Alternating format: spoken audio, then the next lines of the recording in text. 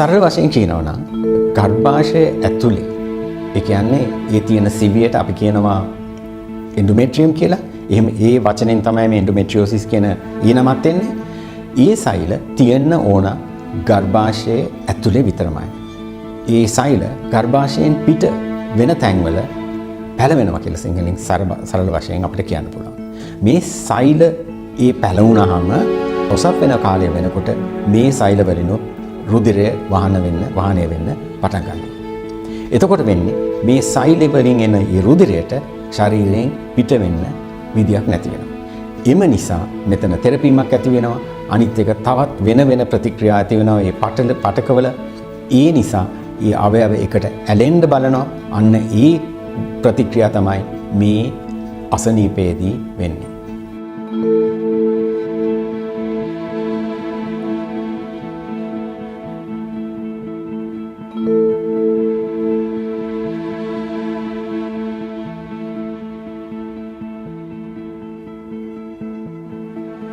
So I started to experience these symptoms as early as when I was 16, and they started to get a little more severe when I was in my 20s. You know, when I go to the bathroom, like the bowel movements were really painful, like I would black out.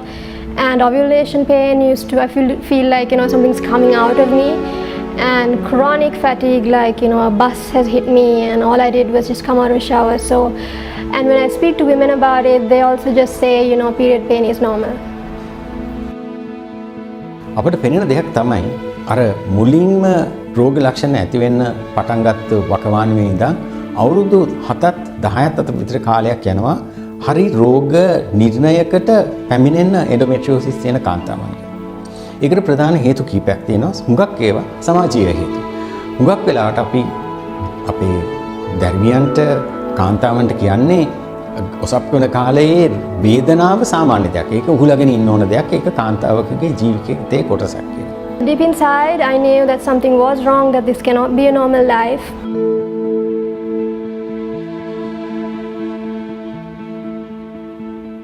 ඔසප් වෙන දිනවලට ඉස්කෝලේ යන්න බැරි නම්, ඉස්කෝලේ ගියත් sick room එකට වෙලා ඉන්න වෙනවා නම්, ඉස්කෝලේ ගියත් අර ක්‍රීඩා කටයුතු කරන්න බැරි නම්, වැඩට යන්න බැරි නම්, එහෙමනම් අපි ඒක සාමාන්‍ය දෙයක් හැටියට සලකන්න හොඳ නැහැ. ඒ වගේ වේදනාව අපි පිළිගන්න හොඳ නැහැ. ඒ වගේ තියෙන අය වෛද්‍ය උපදෙසක් ලබා ගන්න. So my diagnosis actually happened by accident. I had like really bad leg pain and I was constipated, and I went to the doctors and they got me to do one scan. They said something, you know, it's in my head. Then my husband kept pushing, so I did the second, third, fourth. And the fifth one, my husband really said, just go get it done. And I was sitting there outside thinking they're going to again send me home, saying it's in my head. But they rushed me to the emergency room saying that, you know, you need to be operated right now, that your life is at risk. And, you know, thinking that I was ignored for a week and, you know, I was in such a state was really scary. And then after the surgery, they told me that you have endometriosis and it's more severe stage 4. That's it. They didn't explain what it's going to happen, you know, what I should do, that it's going to keep coming back. And what happened was it did really aggressively come back.